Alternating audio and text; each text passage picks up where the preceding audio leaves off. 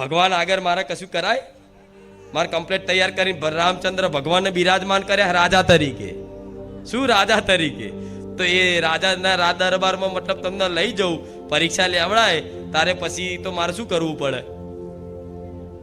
આમ ઊભું રહેવું પડશે ને અદબ વારી.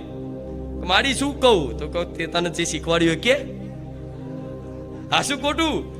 એટલે આ જીવનમાં એવી પરિસ્થિતિ આવશે પરીક્ષાની ઘડી, ત્યારે તમે પ્રાર્થના કરશો, રોશો ને તોય તમને એવો અહેસાસ થશે કે માડી મારી વાત સાંભળે છે કે નહીં સાંભળતા.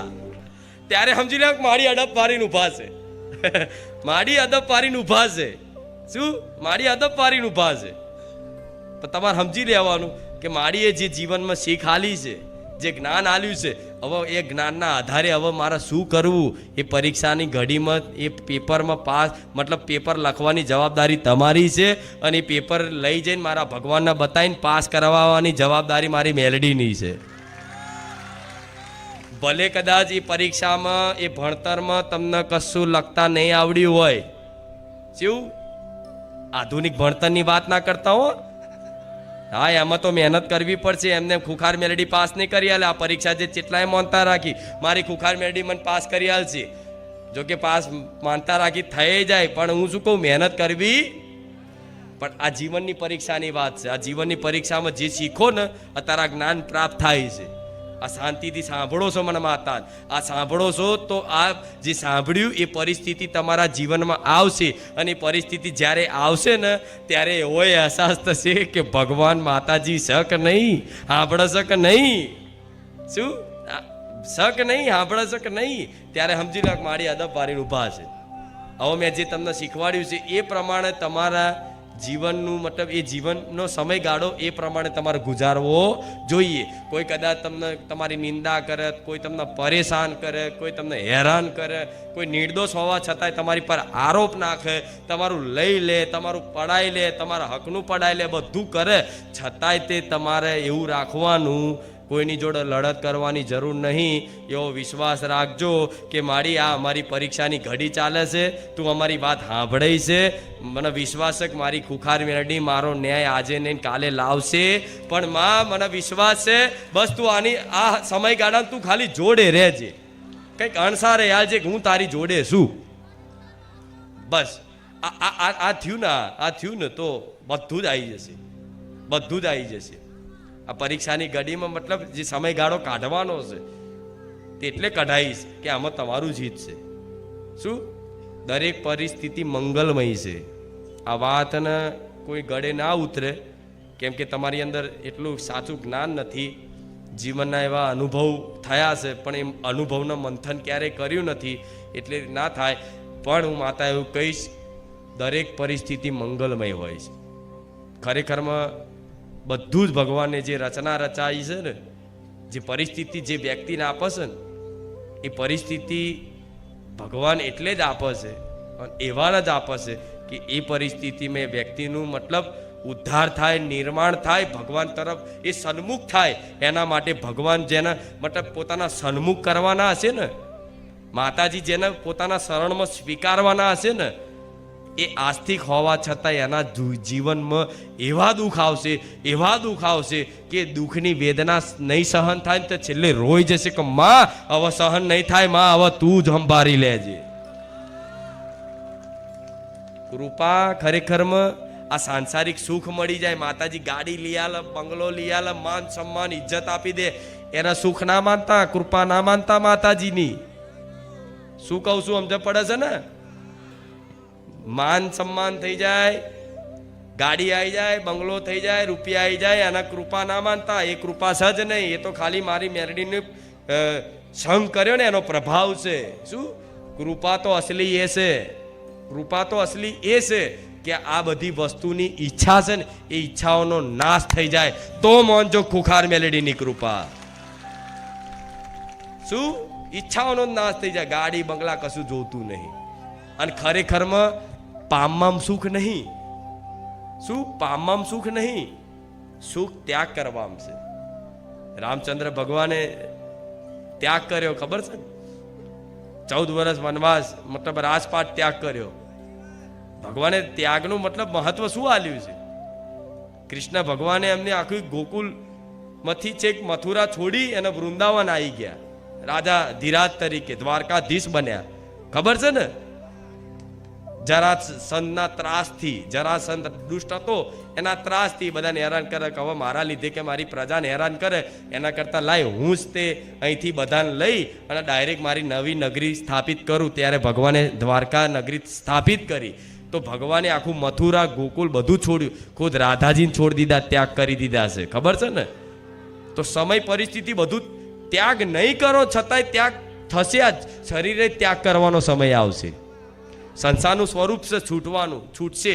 હવે જે વસ્તુ છૂટતી જાય છે એને તમે પકડવાની વાત કરો છો, તો તમારા જેવા મૂર્ખા કોઈ નહીં જગત. આ વાત ઉતરે છે હું કહું છું એ? જે વસ્તુ છૂટતી જ જાય છે તમારથી, પ્રત્યેક ક્ષણ, પ્રત્યેક મિનિટ બધી વસ્તુ છૂટતી જાય, છૂટતી જાય છે ને. દિવસ ગણો, છૂટતી જશે ધીરે ધીરે ધીરે ધીરે ધીરે ધીરે ધીરે ધીરે ધીરે ધીરે ધીરે ધીરે. તમારી આ જવાની છૂટતી જઈ, બાળપણે છૂટી ગયું, કહેવાયું બાળપણ, બાળપણ છૂટી ગયું. જવાની આવી, જવાની ધીરે ધીરે છૂટતી જાય છે. ધીરે ધીરે જવાની છૂટતી જાય છે તો ધીરે ધીરે વૃદ્ધાવસ્થા આવશે, વૃદ્ધાવસ્થા આવશે, વૃદ્ધાવસ્થા જ છૂટશે. વૃદ્ધાવસ્થા છેલ્લી ઘડીમાં શરીરે છૂટી જવાનું ને. તો જે વસ્તુ છૂટી જવાની છે એને પકડવાની મૂર્ખામી શું લેવા કરવી? સમજ પડે છે કે પછી ઉપર જ વાતો કરું છું? હા, હું તો આધ્યાત્મિક, હું તો એટલી બધી ઊંચી વાતો કરતી થઈ જાઉં છું તો મને માતાના અમુક વાર એવું થાય છે કે મારી વાત સમજે છે કે નહીં સમજતા. જે વસ્તુ છૂટતું જ જતું હોય એને પકડવાનો પ્રયાસ કરવો, બળ કરવું, એ મૂર્ખામી છે. શું મૂર્ખામી છે? અને હોશિયારી શું છે? જે છૂટે છે છૂટવા દે, હસતા હસતા કે મારી માએ કંઈક મારું ભલું વિચાર્યું હશે. આ તો છૂટી જાય પકડવા માડી, હા માડી, હા માડી, હા માડી, પેલાએ મારા દાગીના લઈ લીધા, મારા પૈસા પડાવી લીધા, મારી જગ્યા લઈ લીધી. અલ્યા પૈસા કોઈની તાકાત નહીં પડાવવાની. ક્યાંક ને ક્યાંક વાતે એ તારા કર્મોનો નાશ કરવા માટે માતાએ 50,000 રૂપિયા કદાચ જવા દીધા, જવા દે, બેમાની ના હશે, છોડ દે. એટલે એનો મતલબ એવો નહીં કે જતા કરી દેવાના, માગવાના, પણ અગર પ્રયત્ન કરવાથી, માનતા રાખવાથી નહીં આવતા તો છોડ દેવાનું. માડી છોડ, મારે યાદે નહીં કરવા. તમે ત્યાગ કરશો ને, કદાચ 50,000 કદાચ ત્યાગ કર્યા ને તો હવે 5 લાખ આલવા વાળી ખુખાર મેળવી છે. કદાચ ભાઈઓ ઘર માટે, જમીન માટે લડતા હોય અને લડતમાં તમને એવું લાગે કે બહુ મોટું સ્વરૂપ ધારણ કરશે ઝઘડાનું, તો તમે સમજૂન હોશિયાર હોય ને તો એ ભાઈને એવું કહેવાનું કે કામ કર, લડવું નહીં, લે હું લખી આલું છું, લઈ જા, તું ખુશ છું ને લઈ જા, લે, હસતા હસતા આપી દેજો. હું એવું કહું છું કે ભાઈ જોડે કદાચ 2 માળનું ઘર હશે, હું તમને બંગલો બોધ્યાલી, મોટો મહેલ બોધ્યાલી. આ બધું પણ કોઈને બસ મારા હકનું જવા દઉં, મારું હું જવા દઉં, મરી જાઉં પણ છોડું.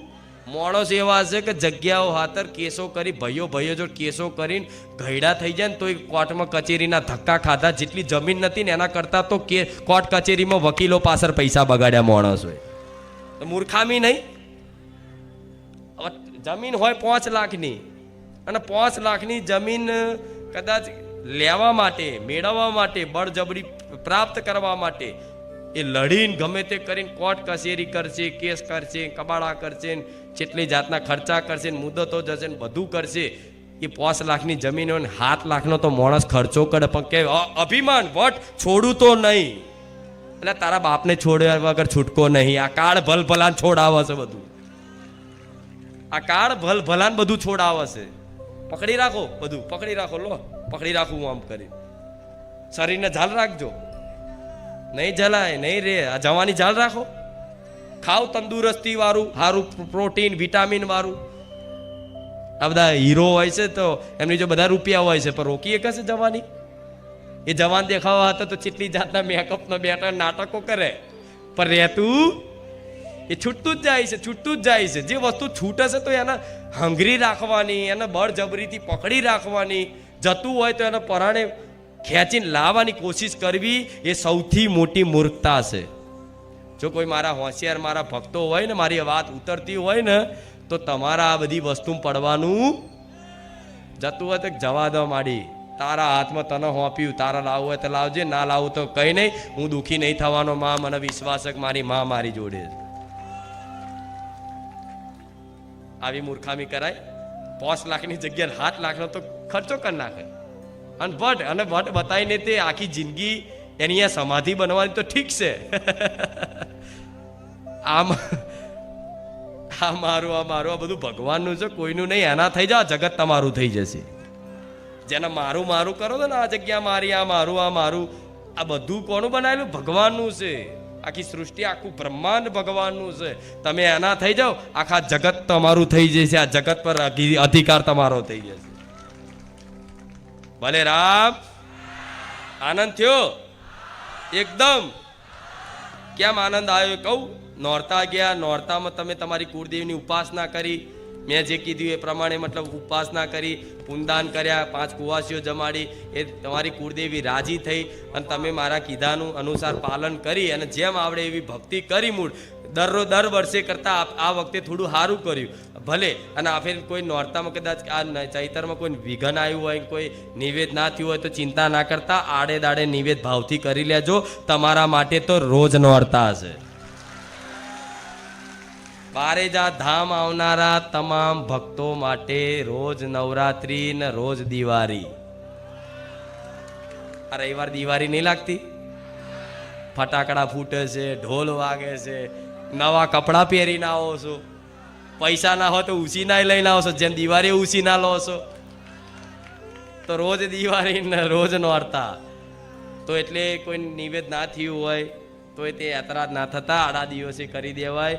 જો ભાવથી કરો ને તો નોરતામાં એવું નહીં કે નોરતાનું વિશેષ મહત્વ હોય છે, પણ ભાવથી કરો ને તો નોરતા તમારા માટે રોજ છે.